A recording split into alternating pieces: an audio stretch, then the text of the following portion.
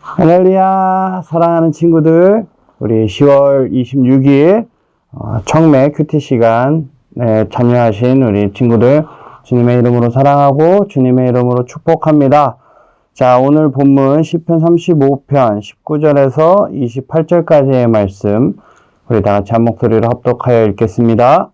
아무 이유 없이 내게 달려든 원수들이 더 이상 나를 비웃지 못하게 하소서. 아무 까닭 없이 나를 미워하는 자들이 더 이상 음흉한 미소를 짓지 않게 해주소서. 그들은 따뜻하게 말하지 않습니다. 조용히 지내는 착한 사람들에 대해 온갖 거짓말을 꾸며댑니다.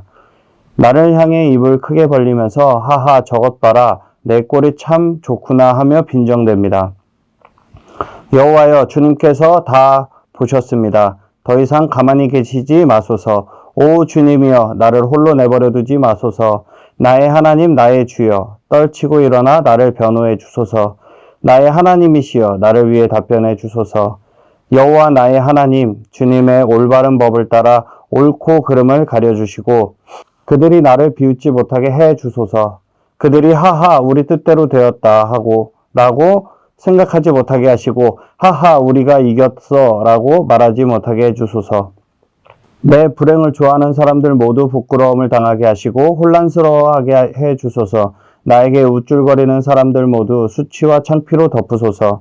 내 결백함을 즐거워하는 사람들이 웃고 소리 지르며 즐거워하게 해주소서.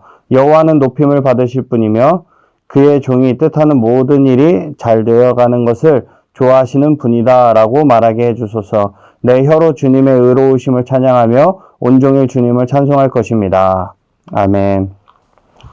자, 오늘 제목을 보니까 하하, 아하. 다윗은 고통당하는 자기 모습을 보고 하하 하며 비웃고 아하 하며 계획대로 되고 있다고 기뻐하는 원수들을 하나님 앞에 고발합니다. 그러니까 시편 35편은 모종의 인간적 계약 관계에 생긴 문제를 그 배경으로 하고 있어요. 그리고 개인적인 시인 시편 28편도 유사점을 많이 보이고 있습니다. 따라서 그것은 왕 또는 백성의 애가로 볼 수 있을 것 같아요. 단지 시편 25편의 무대가 시편 28편의 무대보다 더 클 뿐입니다. 이방의 군주와 문제를 일으키고 있는 당사자가 왕이라는 개인이라 할지라도 그 두 사람은 각각 자기 나라를 대표하고 있는 사람들이죠. 따라서 이 시는 이스라엘의 국가적 생존과 관련된 큰 위기에 대해서 국가 지도자가 어떻게 행동해야 하는지에 대한 통찰력을 제공해주고 있습니다. 이방의 군사적 위협으로 말미암은 위기는 벗어나기가 힘들죠. 그러나 좌절을 더해주는 것은 그런 위협이 모든 법적인 면에서 시편 기자 그 자신이 올바르게 대접해준 동맹자로 말미암았다는 사실이에요. 그리하여 그와 같은 위기의 도래를 정당화시켜줄 수 있을 만큼 악한 행위를 결코 하지 않았던 왕은 자기 나라의 궁극적인 변호자, 즉 조약의 증인으로서 어느 쪽의 조약을 위반했는지에 대해서 정확히 알고 계시는 하나님을 의지합니다. 따라서 시편 기자가 자신의 결백을 선포하고 자신을 판단해 주시기를 바란다는 그것은 어떤 거짓 신앙이나 독선에서 나온 것이 아니었다는 얘기죠. 그것들은 오직 조약상의 규정을 성실하게 지켜왔다는 확실한 의식에서 근거하고 있습니다. 또한 한때 자신의 동맹자였던 자에게 패배와 재앙을 내려달라는 그의 기도는 단순히 인간적인 복수심에서 나온 것이 아니라 조약 위반 시의 저주가 효력을 발생하고 따라서 왕 자신이 부당한 위기로부터 구원을 받으며 하나님이 이스라엘의 진정한 왕으로 입증되기를 바라는 마음에서 비롯된 것이라고 볼 수 있습니다. 이 시의 보다 폭넓은 이 신학적 의미는 이 19절이 요한복음 15장 25절에 인용되어 있어요. 인용되면서 확실히 신학적 의미가 드러나고 있습니다. 예수님은 제자들에게 세상의 미움을 받을 때 그들이 먼저 예수 자신을 미워했고 또 미움이 아무런 이유가 없는 것이었음을 기억하라고 가르치신 거죠. 그러나 이 시의 목적은 예수님의 생애와 사역 속에서 변화가 되었어요. 히브리 왕은 미움을 피하기 위해 조약 위반 시에 그 저주에 호소한 데 반해서 예수님께서는 죄로 인해 인간에게 임한 저주를 제거하기 위해 오히려 인간의 미움을 감수하신 거죠. 다시 말해서 인간의 미움의 결과인 예수님의 죽음은 하나님과 인류 사이에 새로운 조약, 즉 새로운 계약을 맺는 계기가 되었죠.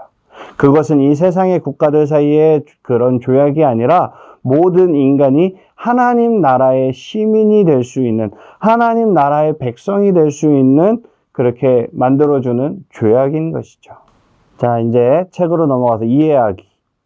원수들은 다윗의 마음을 너무나도 힘들게 만들었습니다.